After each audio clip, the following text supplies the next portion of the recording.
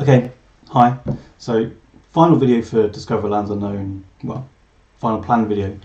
Um, I've got two different deserts set up. I've got this one here is our copy that we've been playing, and this one here is the a desert from a copy that I've been playing with some friends. Um, and I'll have a quick compare. I don't want to spoil the other one too much, in case you get that one and you want a surprise. But I'll have a little compare. So I'm going to just talk about my thoughts about the game in general, without the idea of this uniqueness coming into it at first. So I I I really I enjoyed playing it. I've enjoyed playing it multiplayer, and I've enjoyed playing the solo experience. I tend to quite enjoy campaign story stuff where they're linked, and this does that in a nice way. So you're playing different people and discovering other people's leftovers, and you're going through this joint narrative thing. Now, the the exploration decks and the monster decks, this numbered system where you scan through, and it's sort of curated, but it's curated in a quite nice, easy to look up way, I think, anyway. And I've played Fallout, the board game, Fantasy Flight board game, and I've played Last Continent, and I'm just mentioning those two because I think they're a similar thing. You've got a character, you're going around, you're exploring an area, and you've got a story going on, and you've got items that you can find and build, and you get this the sort of the story following part in Fallout is quite in depth. There's lots of branch paths and triggers and stuff, but it is similar to this campaign. The campaign, obviously, there's only a few cards. Fallout's much more complicated. The thing about Fallout is that you don't tend to be able to follow that story through because it's the win objectives aren't tied to the story, and you just feel a bit like, oh, I didn't get to see everything because it just ended when somebody won. Whereas this, obviously, you win and lose based on that story, so everyone goes through the whole thing, and that's good. It's good to have that because you're not disappointed when you feel like you're playing a story game, which you do feel like you're playing, and it just ends. And so Fallout. If you like this sort of branch story stuff, I would say play it, and make sure you finish the story if you want to go through, and just don't. I think it needs some changes to the rules to make it sort of feel like a narrative game that you kind of want it to be as you're playing. Whereas this, I think, does that part of it really well, but to a lesser extent because there's not as much story to explore. And then to talk about the Last Continent, that's got a similar system of going around and exploring and revealing things on cards, and it's quite clever. But it's really clever, and it feels nice to play, and you go, oh, that's cool, that's clever, but it's complicated to understand. This is not that complicated because it has quite intuitive, I want to start a fire, I want to cook some meat, I want to get some water and eat it and drink food. But it's simple, but it feels intuitive and natural, and like it's just like the decisions make sense. So this, I think it's a good in between. I think it does everything nicely and simply. So if you like complex and you're going to go, yeah, I really love this, like the Last Continent's cleverness and stuff, and go for that. But this is, if you've got some friends that aren't into that, just really complicated gameplay, and they just want to go and explore, this is the game for that.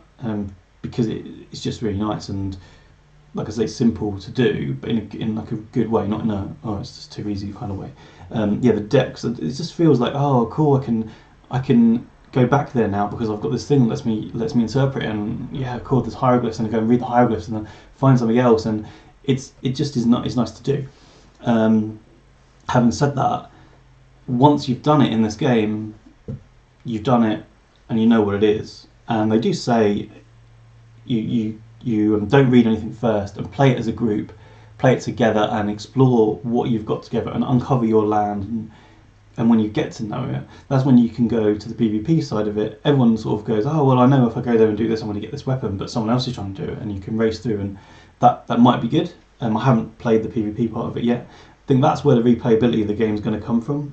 Um, I've not felt like I want to then play through the campaign story again because I know what's going to happen. And even sort of when I failed, I didn't feel compelled to try again. It's one of those, I know it's quite a curated, go here, do that, go here, do that. But when I have done it once and died, I don't want to go through that sort of, go through the motions again, just to get to that point again. So for me, playing the campaign again, not necessarily, I mean, I might do it again with a group of people, and I think the enjoyment for me there would be more in seeing those guys like enjoy exploring and discovering stuff, which, you know, if you like that, then that's good. You can introduce it to another group. In terms of what you get in one box for the cost, ignoring unique gameness, see that's where it sort of comes a bit unstuck for me. I don't think there's enough to have these 4 campaigns, knowing, well, trying to ignore uniqueness for now. I've got 4 stories. I've got 2 areas to explore. It feels like for what you get, there should be maybe 3 areas to explore. Maybe there should be more campaigns. The campaigns are on a little deck of cards. Yeah, there's some tie into the adventure deck the exploration deck, and that's where the campaign starts to spread out a bit, and the monsters are tied into that. But you know, you could get 2 campaigns, and it could say put these monsters. It could just have a setup description. Put these monsters in for this campaign. Put these tiles in. Put these cards in, and you could get, you know, more than 1 campaign in a box for, I think, not that much extra bits. So that feels a bit cheap. If I was going to score the game overall without thinking about the uniqueness of it, I'd say 6 out of 10. It's enjoyable, it's good, but the replayability of the campaign isn't there because there aren't other campaigns, and I don't know how long you're going to want to keep on just playing this PvP thing once you know where everything is. So a good run through once thing, but for the cost, I don't think that you're paying like a full whack board game cost for this one once through story. It doesn't feel enough. It just doesn't. Where see, I've really enjoyed getting multiple copies of it and seeing how it all is different, and that's what I'm going to look at here. But it's just, I just don't. Yeah, I'm not convinced by that. But like I say, if you've got the money and you want to do an Explorer game with some friends that aren't into really complex stuff, then get this, because you're going to have fun with it. Let's sort of go on to, okay, it is a unique game. There are different versions out there. There are other campaigns out there.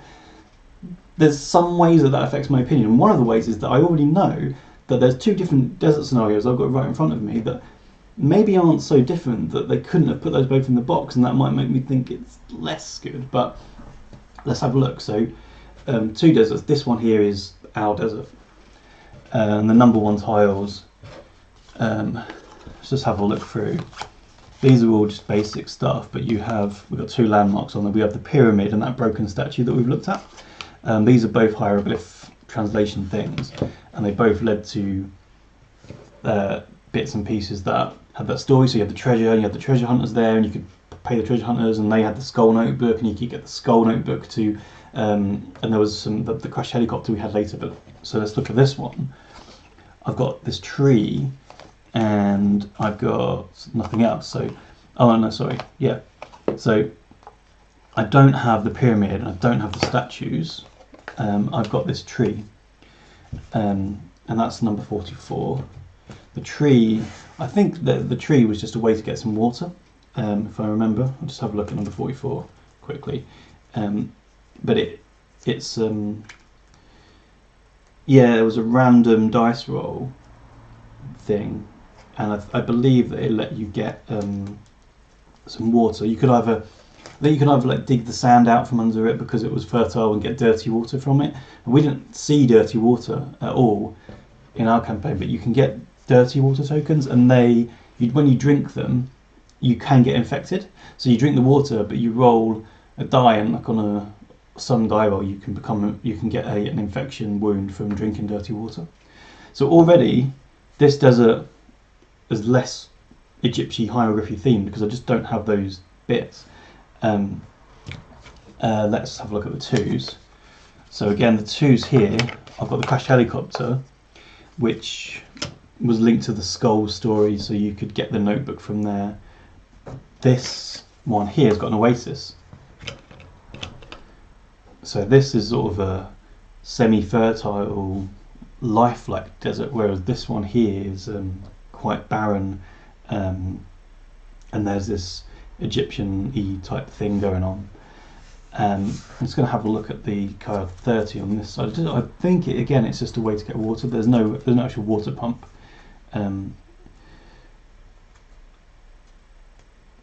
Okay, I'm not going to say what it was actually because you might find it in your game. But that actually does have a gem on it.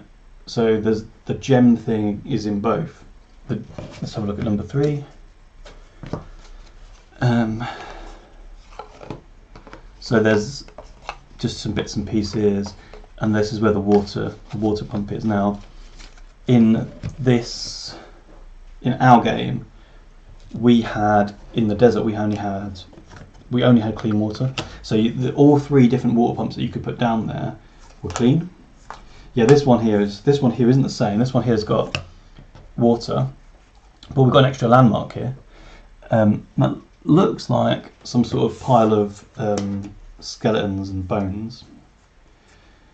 Yeah, it's an elephant graveyard. So the theme here is about life and like fertile soil, and it's sort of an African plain. There's elephants and bits like that. Whereas this one here is this Egyptian desert. I will say here the theme here was quite military. We were attacked by a military squad. There was no weird fungus stuff going on at all. And then here you've got the beehive, you've got the church, and you've got the cave. So you've got the beehive, the church, and the cave. And the cave was where we found the fungusy guy, and where we found the gem to do more exploration. So this here's got a obelisk, and the beehive, and the cave. So there's no church, but there's the cave still. Now I remember when we were looking through that cave in our one, you could interpret the hieroglyphs, and if you interpret the hieroglyphs, they would take you onto some hidden thing. So the caves that we have, they are the same in both. And the hieroglyphs will allow the hieroglyphs where you could use the stone tablet to interpret it, they're the same. And then you would go one higher and you would find the mysterious gem. So again, that was the same. So the cave didn't look much different, but the gem could interact differently with certain things because we have different stuff. Now, just a general thing, they do seem quite different in their theme, because if I go through here, I end up I don't know what that is. There's a reed flute, and you can summon monsters. But you've got the Egyptian Kopesh. You have the burial mask and the papyrus scrolls and those things, which were the Egyptian-y theme area. Whereas this it's still got the skull notebook, skull code book. But what they have was the there's still some stuff here, like a mummified cat. We definitely don't have that in the other one. Oh yeah, you could tame a hyena. But here we have military weapons. We've got an elephant gun, elephant ivory, says headscarf. I don't know how you find any of this stuff in here, but oh.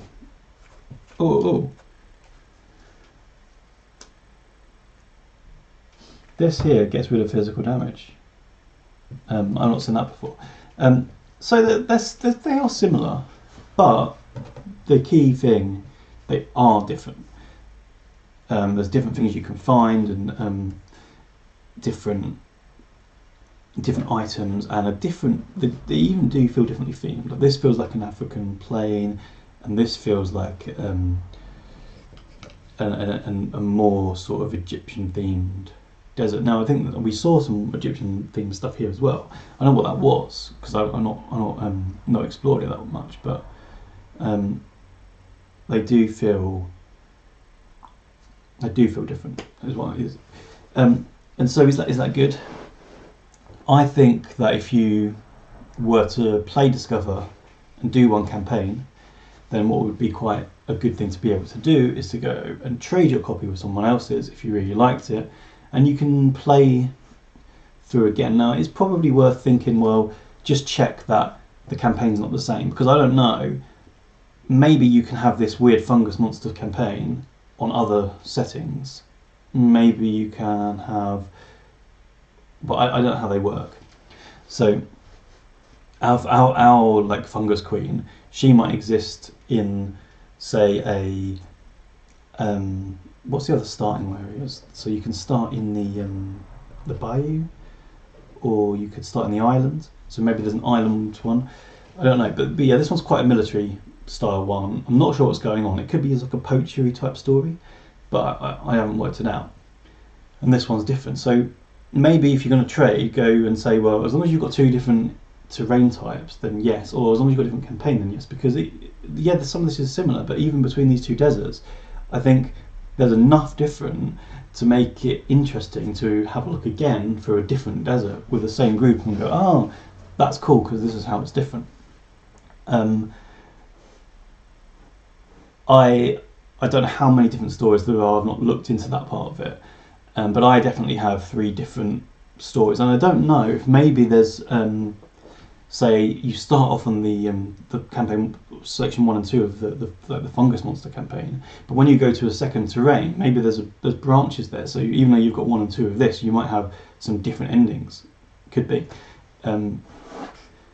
So again, that's quite interesting. The thing again for me though is that all of this stuff here could have come in one box, and it could have literally said, have some tile numbers on them and say, if you're playing this campaign, then set up a desert with these ones, set up a desert with these cards, and use this campaign story, and then it could be different. And I don't, there wouldn't be that much difference in printing from that.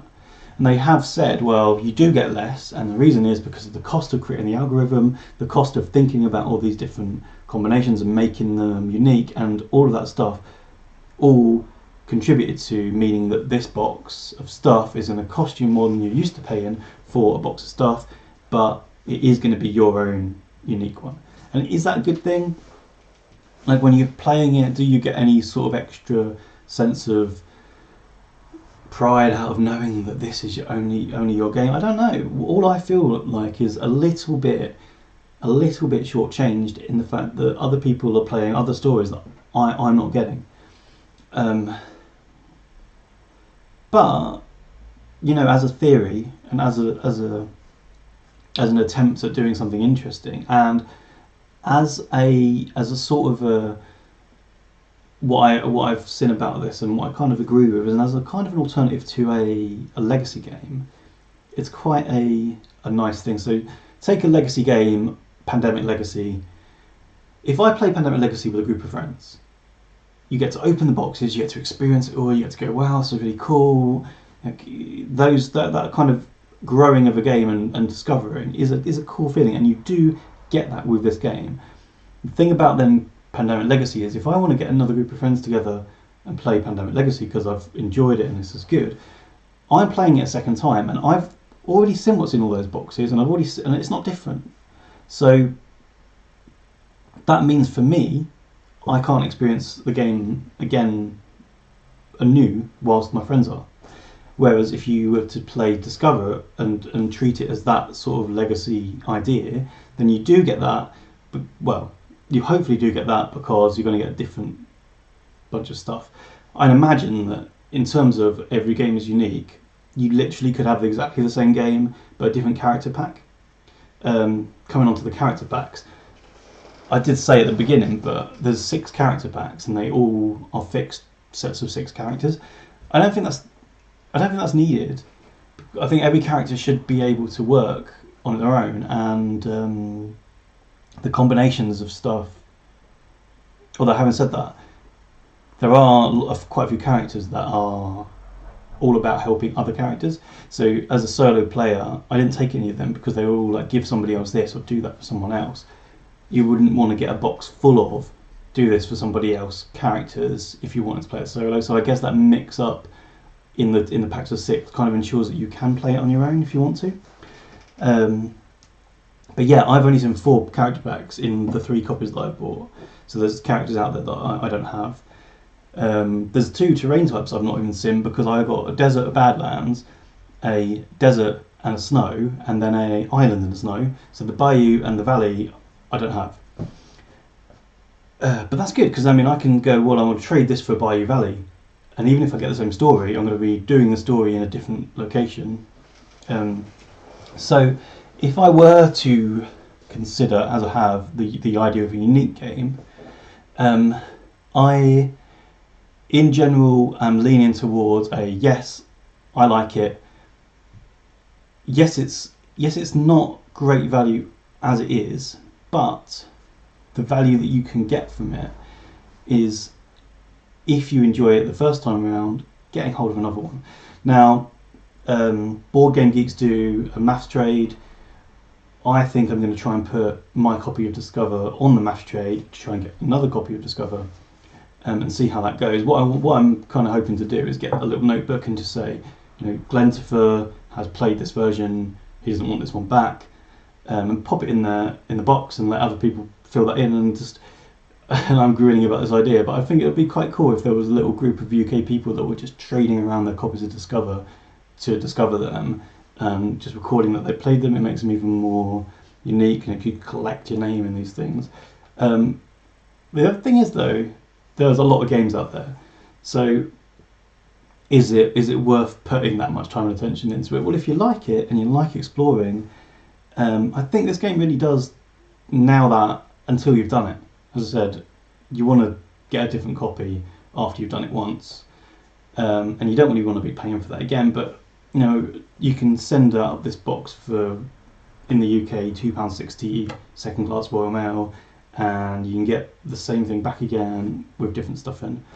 And yeah, if you're trading, you can even go look down into the details and say, well, actually, I don't want to trade for another desert, but I'll trade for snow. So there's options there to make it more valuable. But having said that, that's true of other games. If I buy a game, I play it a few times, and we're sort of done with it, you can still trade that for something else. I could trade Discover for something else. I can trade another game for something else. So that trading element still exists in other games. So it's not exactly unique for Discover, but to get other copies of Discover and play them, it might be something that is quite a cool thing to do. As I said, I've got this copy to play with, still with a group of friends. I've got another copy on the shelf that's still not been opened, that's going to be with another group of friends, and I'm hoping that they're going to be different enough that means I can enjoy them all. But I'll still feel a little bit like more stuff could have been in one box, and I could have just gone, oh, let's do this campaign with you, and do this campaign with you, and this campaign with you, and they'd still be different. And I've had to pay 3 times that amount of money. I mean, probably, I'd say, if they'd stuck in one extra terrain in the box, and 2 different scenarios to play across the terrains. So it would be like, this scenario is desert and snow, this one is island and then snow, but there's 2 campaigns that you do on those places. Then it would probably earn its value just on its own, and it would go up in a score. I think, yeah. So 8 out of 10 for me, with the uniqueness in there. If you're going to use that uniqueness to its full and actually play other copies of it, just sitting on its own as a one copy thing, going yeah, mine's super unique, I don't think that's that cool. It's not like Keyforge, where your deck is going to be what you're going to be using, and you're going to be learning it, and it's going to be rewarding to start to win games with it. It's not going to be like that. It's more just, oh yeah, my copy is not like yours. That makes me special, but it doesn't. It's that on its own is a bit of a gimmick. But if you like it and you want to play other versions of it, I think it's going to be cool. It was cool for me to see two different deserts and how they were themed and how they tied in with the story.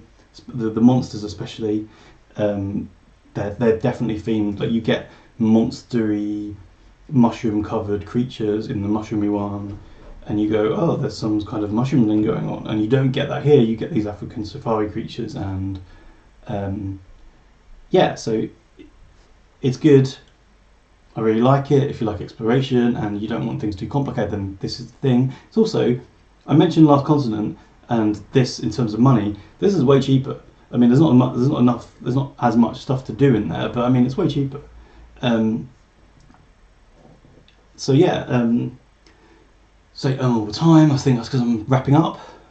I think for my Discover Games and videos, this is it. I'm done. I don't know if I'm going to do anything like this ever again.